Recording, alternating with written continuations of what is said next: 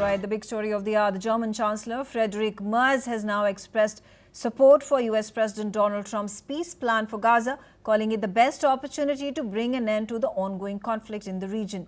A German government spokesperson confirmed that Merz had met with the families of the German hostages that were held by Hamas earlier in the day and reiterated Germany's readiness to contribute to the plan's implementation. Gestern von Präsident Trump vorgelegten Friedensplan für Gaza. Dieser Plan ist nach fast 3 Jahren des Blutvergießens die beste Chance, die bislang jedenfalls beste Chance auf ein Ende des Krieges. Die Tatsache, dass Israel diesen Plan unterstützt, ist ein bedeutender Fortschritt. Nun muss Hamas zustimmen und den Weg zum Frieden freimachen. Dies ist nun wirklich der letzte Schritt, der notwendig ist, und ich fordere die Hamas auch ausdrücklich auf, dem Plan zuzustimmen, damit der Weg zum Frieden in der Region frei ist. Meanwhile, the European Commission President Ursula von der Leyen has also welcomed Trump's proposal, emphasizing the importance of all parties seizing the opportunity to end the nearly 2-year-old war in Gaza. Von der Leyen took to her social media platform welcoming Trump's comment to end the war in Gaza. In a related development, the Kremlin has stated that it hopes Trump's Gaza peace plan will be implemented and contribute to spurring broader peace efforts in the Middle East.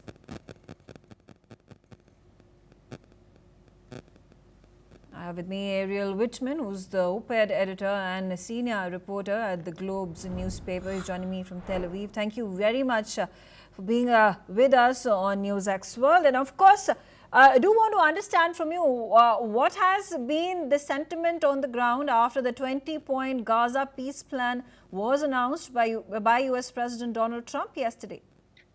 So we have an interesting dynamic where the Prime Minister is for it. Almost entirely the center-left opposition is for it, except for the extremes on the left who say that this is too much of a concession that the Palestinians have to make. And on the right wing of the coalition itself, you have the people who are hoping for a settlement of Israelis into Gaza.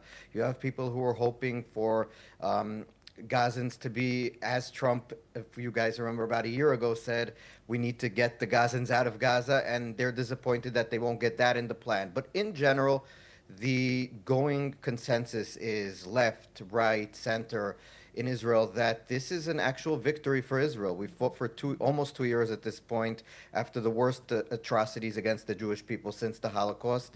And our main objectives were, right away after October 7th, were threefold. Number one, to get the hostages back, which we'll get in this deal. Number two, to demilitarize the Gaza Strip, which, if the deal goes through, we will get.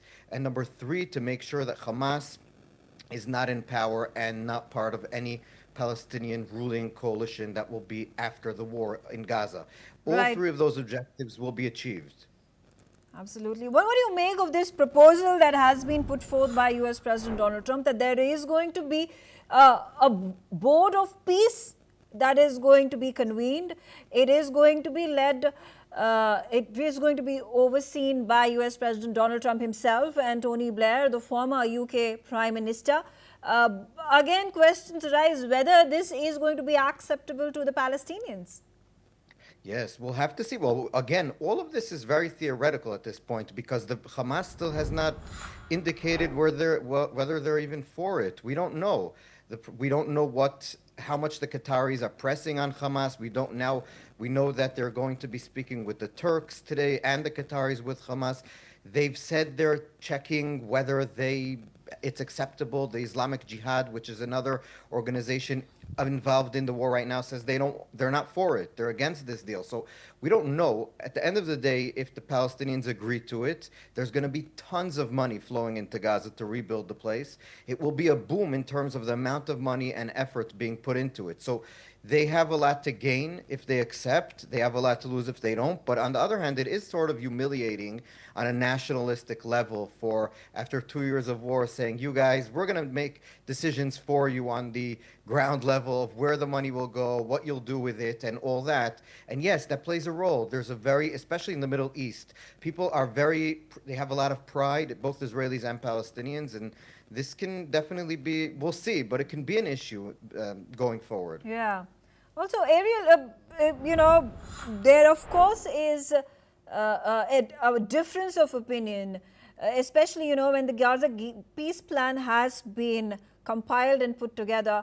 What America is advocating is that in the long term, there is a possibility of a separate statehood for Palestine, which has been vehemently rejected by Prime Minister Netanyahu. In fact, just a while ago, he's made a statement. There is nothing of the, he says there's nothing of the sort that has been discussed or put on paper in the peace deal. Until and unless there is some sort of a reconciliation, some sort of coming to the common ground between Israel and United States of America in terms of recognition of Palestine, do you think this deal can move forward? Yes, because in the deal there is no specific time frame for when this supposed Palestinian entity state will be formed. And so Netanyahu said yesterday that yes, in the future, someday, if these theoretical reforms will be done by the Palestinian Authority, we can start talking.